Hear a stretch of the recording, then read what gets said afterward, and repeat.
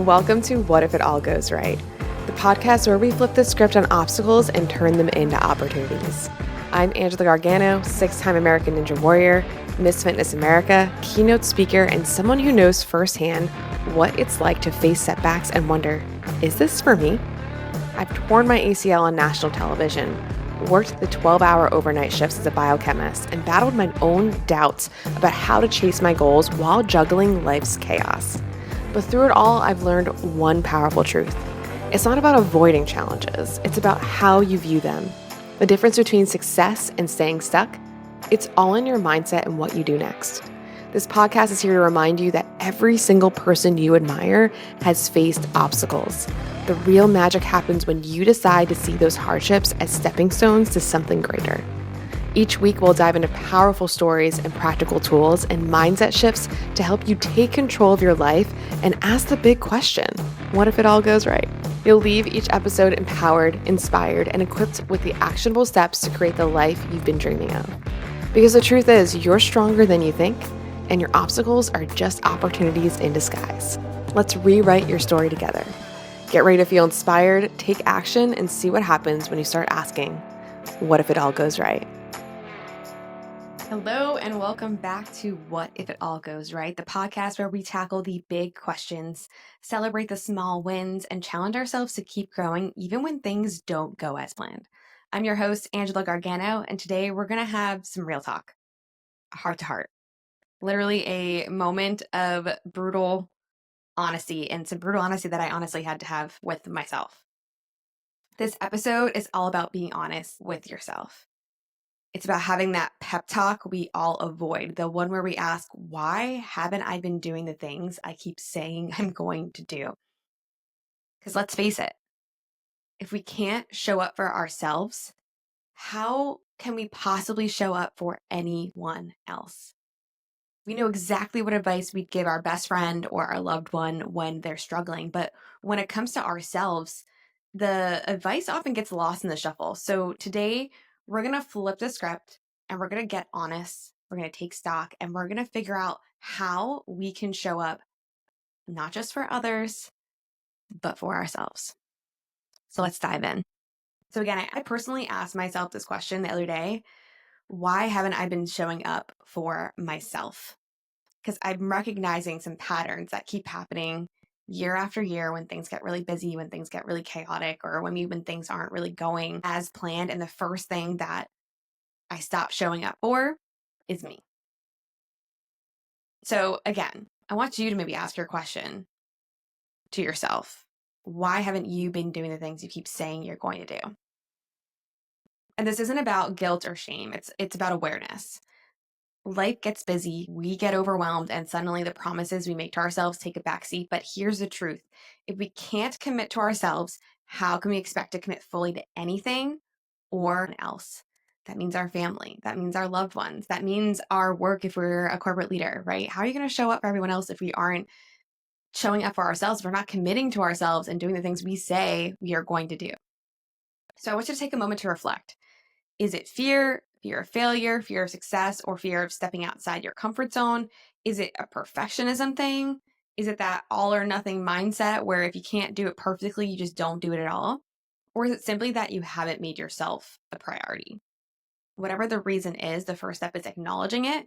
And once you do that, you can start to take action. So I really had to do this for myself this year because again, I kept recognizing these patterns where for some reason this year, this is like the one year this has happened like vividly and extra this year. I keep saying that I want to do certain things. And then I keep finding myself bailing on that, like putting it in my Google Calendar, setting it up as an appointment for myself, and then just not doing it. I keep skipping over it because I feel like other things were a priority. But the truth is, I'm a priority and those things do matter. And those are things that I do want to get closer to my goal. So for me, a bit of it wasn't fear of failure. It was more maybe I wasn't exactly sure what to do. And I felt like sometimes I didn't have the brain power. I felt a little overwhelmed because it was something new. It was something different. So that's what I think one of the things was. The other one I just kept doing excuses for certain workouts that I would book. So I would book a class for one of my favorite places I love to take classes at, and I'd wake up feeling tired and I wouldn't want to do it. So I just stopped going. And once you honestly stop going once, it's so easy to stop going again because you've broken that promise to yourself, right? So I was trying to figure out why I did that. Why is it that I was like, you know what? I don't want to go. And it kept getting in the back of my head that I didn't have the time. But I know that's not true. I absolutely had the time to go over there and go do it. So what else I had to question myself was holding me back from getting my butt up and going over there. So that's some questions that I had to ask for myself this year. And movement is a big priority for me. I'm obsessed with movement. I've been an athlete my entire life. But what I think that I got in my head about this year was that since I retired from American Ninja Warrior, I almost internally started thinking, like, what am I doing this for? Like, why am I going to go in here and work out really hard if I'm not even training for something? But the truth is, you're training for life, right? We're training for life. I want a high quality life. I want to feel good. I want to look good and all those things. And movement is a big piece of that. And for me, a lot of times the classes are very helpful because I feel like I'm a part of something again, right? And that's exactly why I love having women being a part of our pull-up community and our Strong Feels Good community, because you're a part of a community. It's a bigger thing. So I really had to sit there and ask myself this and say to myself this year in 2025, I'm going to commit to that. I'm not going to stop doing it. I'm not going to just say, I don't feel like it. It's going to be a priority. I'm going to show up. I'm going to make it happen. And for the bigger picture. And if I do start to make myself excuses, I'm going to ask myself these exact honest questions. Why? Why am I not committing myself to show up to make it happen? And if there's a deeper issue, maybe there is, maybe something that you committed to, you really didn't want to do. That's okay too. Really acknowledging that and really getting a better understanding of that is going to help you so much in this upcoming year. Now, for me, 2024 also really wasn't the year that I expected it to be. When I reflect back on it now, though, I really kind of saw that coming from the beginning, because even when I put together my vision board and even when I put together all my beginning of year planning, something just didn't internally feel aligned and right with it. And I also was already in a place where I wasn't feeling very comfortable in the relationship that I was in, and I wasn't feeling comfortable in other areas of my life. So I feel like when I made the vision board, I didn't really make it from a place of true clarity. I didn't really take a moment to truly be still and ask myself what I wanted. I just kind of threw a bunch of stuff on there. So even when I looked at it, it didn't feel like what I wanted, but I wasn't really sure what I wanted, right? So I didn't really hit some big flashy goals that I set out for myself because, again, I feel like I wasn't actually clear. I am 34. I'm now still single. I don't have kids, and I'm not a billionaire yet. And at first glance, it might look like I fell short. But when I look deeper into 2024, I realized that it wasn't about doing these external things and these things on my vision board. It was much more about doing internal growth and internal work, which I'm still doing right now. So 2024 to me was healing from that heartbreak and learning to really truly love myself again. And that's a really big piece of this year coming up. Is this wasn't just in my relationship. This was coming up in all different areas of my life where I was allowing external noise to get into my head to make me feel like I wasn't good enough, or to make me feel like the decision I made wasn't a good one, and I had to really truly explain myself fully, and I was stressed about it. When at the end of the day, when you learn to love yourself and you internally trust yourself, those decisions, you're like, yes, like that's my decision. Your beliefs that you have, you're like, yes, that is my beliefs. And no one is going to crack you, right? So I feel like it really helped me with that, because there were certain things I wasn't fond of and I didn't really like, but I always kept kind of bringing back and putting myself down about those things because either that my partner or other people had a different opinion on it. And it was really important for me to take a moment to gain that awareness, and to, what like my friends love to say, is get a little curious as to why that keeps coming up. Like, why does that keep coming up? Because just like we said, if you're not committed and showing up for the movements or the goals that you set for yourself, it really expands into other areas of your life. It's the same thing that goes for this. For me, as a CEO, to get to the next level that I want to go, to get to the next level in the speaking and the high levels and rooms that I'm in, it really requires the next version of myself. And the next version of myself is really so into her beliefs, and she is open obviously to listening to other people's beliefs, but she isn't going to let anyone else's beliefs deter her, because she's so true and she's internally knows exactly what she wants for herself. And I feel like that's really important clarity that I'd gotten. There were some friendships and other things that just didn't align with where I wanted to go this year and maybe didn't make me feel the most comfortable. And I felt really bad for not talking to these people or just kind of like just backing away from it. And my friend reminded me that I have a choice to do that, and that's okay. And I got to own that. And I feel like that's so important to remind ourselves of. It's okay if we made that choice. We don't need to feel bad for anybody else. We don't actually have to have an explanation for anyone else. All we have to do is have that explanation for ourselves. And I feel like that's something that's super big. So yeah, heartbreak. But I became the best dog mom ever. Like my dog is the love of my life, and I'm obsessed with her. And I never had a dog before.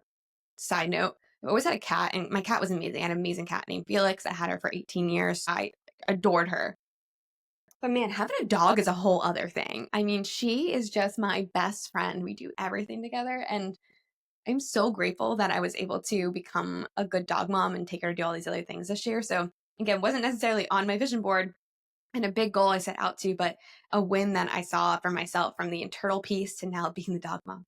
I built a team. I've said so many honestly pieces in here. 2 years ago, I shut down everything that I was doing online because it became very overwhelming, and I realized it wasn't going in the direction that I wanted it to go in. And I had a couple of team members, but nothing crazy. But I also never really knew that I was going to become this CEO, that I was going to become this boss of people, right?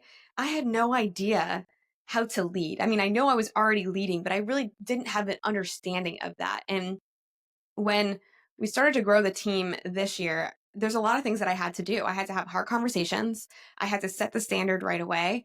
And I had to really step into a true leadership role. And I have to say, stepping in that leadership role has definitely been tough and a growing experience and something I really needed to do. But I adore the women who are on my team. Every single one of them, they care so much about the mission that we have to help these women get their pull up to feel strong and confident in their body. And they care so deeply. It's so much more than them just working for me. And that from there, that set the standard. And that is why the team is thriving, because we truly are a team. We care about each other. We care about the mission.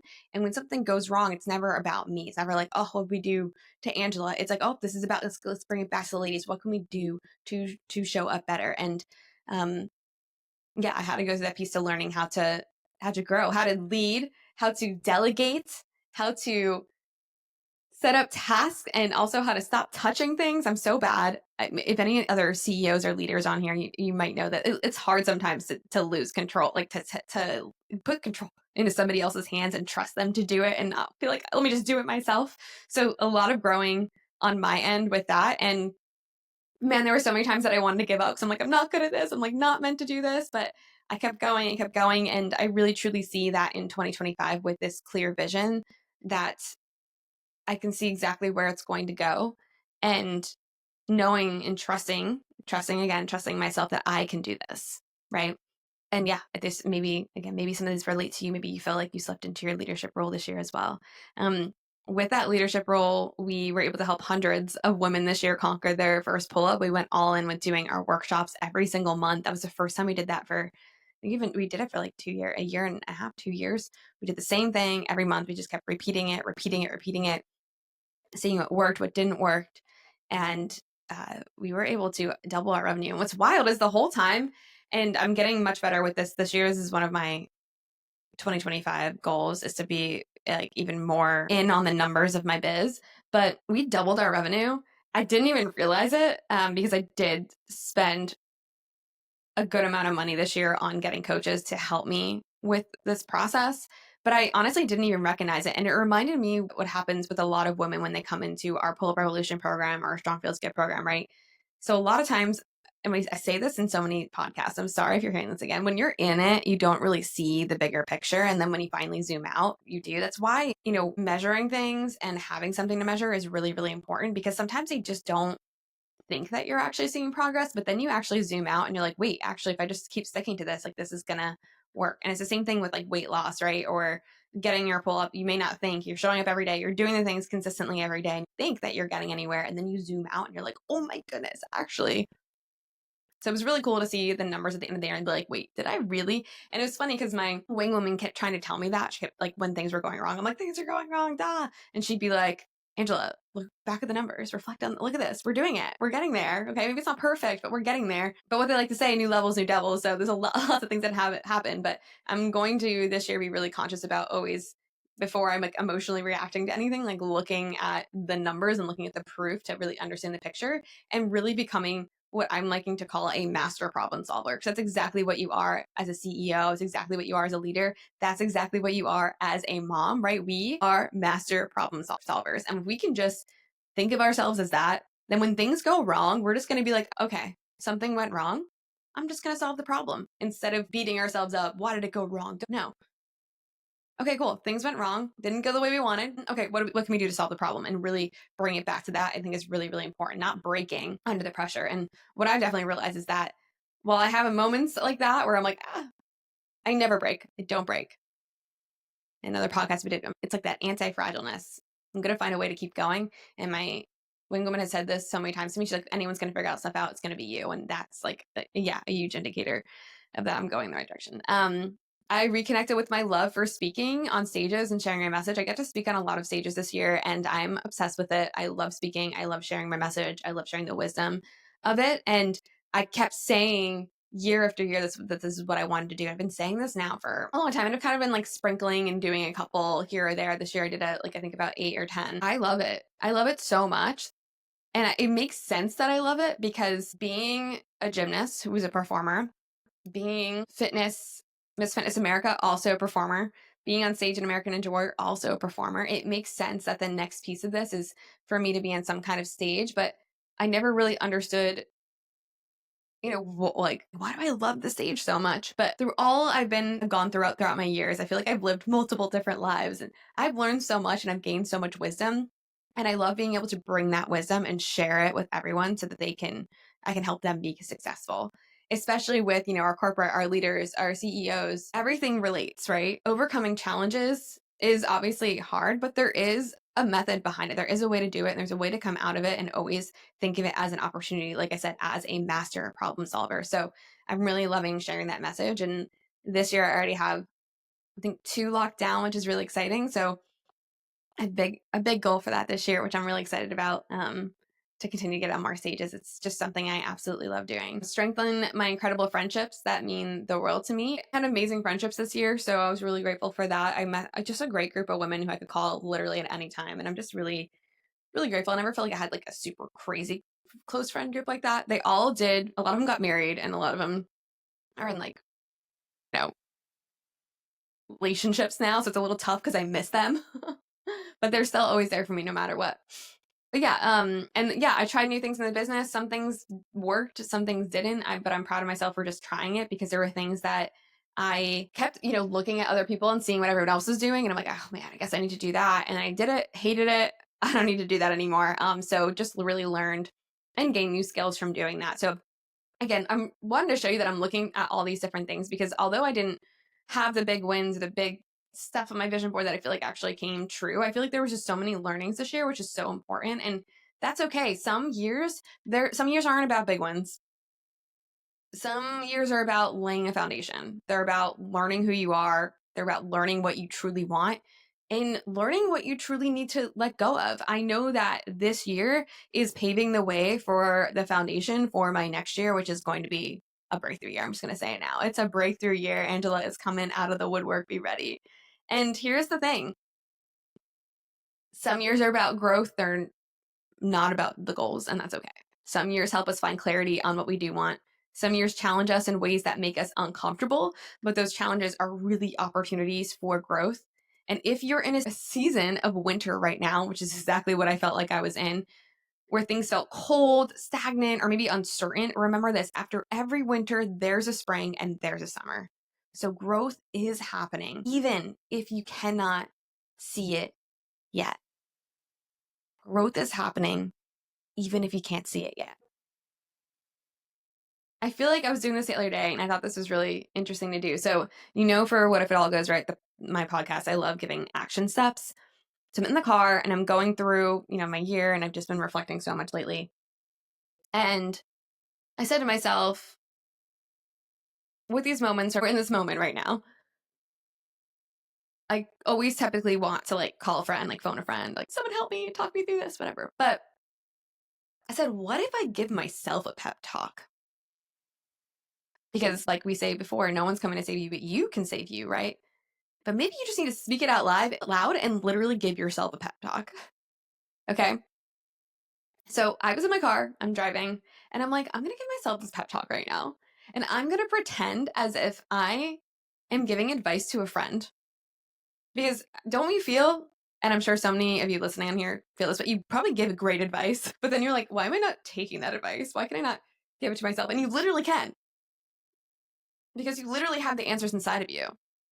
Your friends, your therapist, whoever you talk to, they're never really giving you the answers. They're giving you questions to help you discover the answers for yourself, right?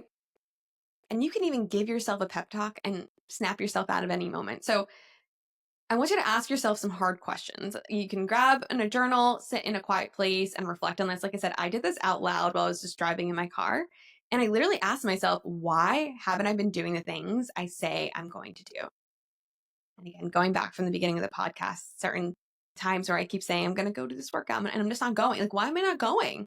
Like, what's the deal, Angela? What am I afraid of? Am I afraid of anything? What excuses am I making for myself? Oh, I'm tired. You're probably tired because you're not doing movement and you're not eating. And if I were to give advice to a friend in my situation, what would I say to them? And how can you give that same advice to yourself? And I want you to remind you of that right now. Give yourself that pep talk when you need it. Ask yourself those questions. Again, I always tend to try and go to phone a friend or lean on someone. And there's nothing wrong with that. You can totally still go lean on a friend. But I, in this season of my life, said to myself, you know what? I really want to turn internally and try and work on this myself and see what answers I can find with myself, to get curious, to sit in stillness, to really get a better understanding of what I need. And also, you can reframe what some successes look like if that's something that's beating you up internally, right? So you don't need to focus on big external wins. You can ask yourself, what internal wins have I experienced this year? What challenges have helped me grow? What clarity have I gained about what I truly want? And you can just take one small step after this, after your little pep talk, after going through this. You don't need to overhaul your life overnight. You can literally start small. So, what's one promise you and I can make to ourselves this week? And how can I and we hold ourselves accountable to that promise? Is it writing it out? What is it that we're going to do? Celebrate your progress, not your perfection. It's not about doing it all. It's about doing something. Every step forward is progress.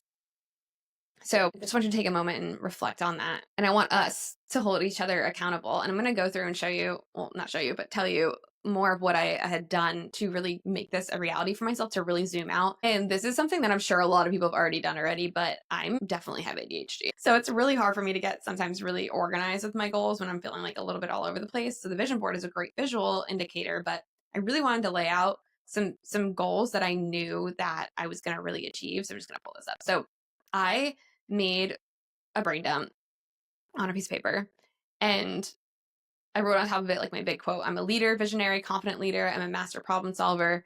The secret to success is typically lies in things you're doing every day, which is super true. There's these things that you keep doing to yourself that are either helping you or they're not helping you, right? So you could actually, the secret to success could be in what you're doing every day. And also the secret to your failures could be in what you're doing, what you're not doing every day, that you're skipping, that you're procrastinating, or whatever it might be. So I brain dumped everything. And then I sat here and I made the goals that I wanted for this upcoming, we'll call it Q1, just to be very businessy. And I wrote exactly for my business the numbers that I wanted to get into my free event that I'm doing in January, exactly how much revenue would make me feel good and my team good and everything like that, what exactly that would look like, exactly what I want to do with the podcast, movement, stuff for speaking. I'm really optimizing stuff, and different things to stick to certain saving plans and financial goals that I have, right? So I wrote that all out for Q1, like exactly what that looks like. I mean, if I were to think about what success would look like in Q1, what would it actually look like? And what standard do I have to like hold for myself? And what do I need to commit to and show up every day? And as I show up for this every day, it's going to help for my team as well, right? And so I also wrote it out for personal. So creating a more structured week and day, getting movement in every day, non-negotiable. I really need to stop scrolling. I get down this like TikTok rabbit hole. Sometimes I love conspiracy theories, but it's not serving me. So it needs to go. And sticking to my budget so hard. Sometimes I'm just like excited about things, but I really want to hit certain milestones for financial goals this year so that I can start to create the life that I want with, maybe at some point being able to buy a home and things along those lines. So I just want to get really, really like stick to that and look at it. And it's all these things that I've been saying I'm going to do, but they haven't really been on paper or in front of me. So you're never going to know if you're going to get there. So just stuck to these. And I'm just talking to myself about Q1. I'm not thinking about the entire year for myself right now. I'm like, what about if I can just really crush this in Q1? And then I went down and I mapped this out into daily, weekly, and monthly things that I need to be doing in order to hit those goals. So they're all divided out. So for business, I have everything I need to do daily that is going to help me get to the goals that I created. Okay. Personal, same thing. Everything I need to do daily in order to get me to the goals that I want to. And it's not a crazy list. Like with my personal one, there's this manifesting track I like to listen to, gratitudes, drinking water, getting movement in, scrolling less. I mean, it's really not that crazy. And then for business, it's things that, are really important. Like make sure I'm actually focusing on income generating tasks and not a bunch of random things, because that's hard for me sometimes. Posting, stuff for speaking. There's lots of stuff in there. So really getting clear on what those daily things are that I need to do. And then what's really cool is when you are able to check those off daily, you'll be like, oh, I'm definitely going to get closer to my goals. And then for weekly, same thing. I wrote it out. I wanted to make sure every single week I'm sitting down, I'm going on my budget tracker and I'm writing all the numbers in, I'm gaining awareness around my finances and not avoiding them. I want to make sure every week I'm sitting down, I'm planning out my workouts, I'm putting in my Google Calendar, I'm going to make it happen. Order or go get groceries and have the meals all mapped out. Deep clean my apartment, check in on my mom, see my friends, do something fun with Pepper, yay. And for business, same thing, a lot of stuff with finances, writing the stuff for the podcast, financial tracker, team reviews, all sorts of stuff, all in here on my weekly. And then I have the monthly, like what do I want to do every month? For a big one, again, personal still at the end of the month, really go through all those finances and just really check in to see where I'm at. And business, I have a lot of things too with it's really at the end of the month more of like tracking, like seeing if I stuck to all these things and where we're at with them, which is really important. So I want to invite you to maybe do something similar. Brain dump it all out, do it like this: daily, weekly, monthly goals, have it all written out. Again, like I have mine personal business, so you might have yours like personal work family or something. And then what I did is we use a software in my business, which I've been avoiding, but it is so helpful when you have this. You can schedule it out in that task manager with the exact days you're going to do it. You can set it as a reoccurring daily task or reoccurring weekly task. And then what's really cool about it is once you have this all set out and put here, you literally set it and forget it, because you're going to know every day it's going to show up to you and it's going to say, this is what you have to do. And you know that you're hitting each piece in there. So you're not just like scrambling to try and figure it out. It's already predetermined and pre-planned what you are doing, and you're going to do that. And it's going to get you closer to your goal. So I thought that was really helpful for me to really help with my 2025, with my breakthrough year, because I am determined to do stuff for myself, to keep focusing on myself, to really commit to myself and what I know that I want and I see to be true, and just really taking full control of it. This is me taking control. This is me taking ownership. And while I had like some of this before, it was a little bit messy. This is much more clear to really get you to your goals. And every week you can evaluate if something that you put for your daily isn't working. Okay, cool. You can adjust it. But having it all planned out is going to be super important. So looking ahead, if you're watching this, this is the year 2025. I'm not really focusing on flashy goals or external achievements. I'm still definitely going to be focusing on alignment, staying true to myself, my values, really creating the life that I want to create and sticking to it, and just really going all in on it. And if you're reflecting on your year and feeling like you've fallen short, I want to challenge you to shift your perspective and ask yourself, what did you learn this year? How have I grown? What am I proud of? Because the truth is, even when it feels like nothing is going right, you're still moving forward. You're still growing, and the growth is setting you up for something absolutely incredible.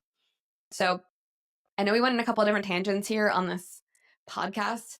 I promised myself I'm going to be recording the podcast weekly. So here we are. And it's so funny. Sometimes I don't fully know what I want to talk about, but there's always something that comes up each week, because as I'm continually learning and growing, I know that everyone's probably going through similar things, and you all probably relate to it, which is great. And yeah, I'm just really happy to have you here. And this is something that's been really exciting for me. I'm really enjoying doing these podcast episodes. So I just want to say thank you so much for joining me on this heartfelt, reflective episode of What If It All Goes Right. And remember, being honest with yourself is the first step to real growth. It's not easy, but it's always worth it.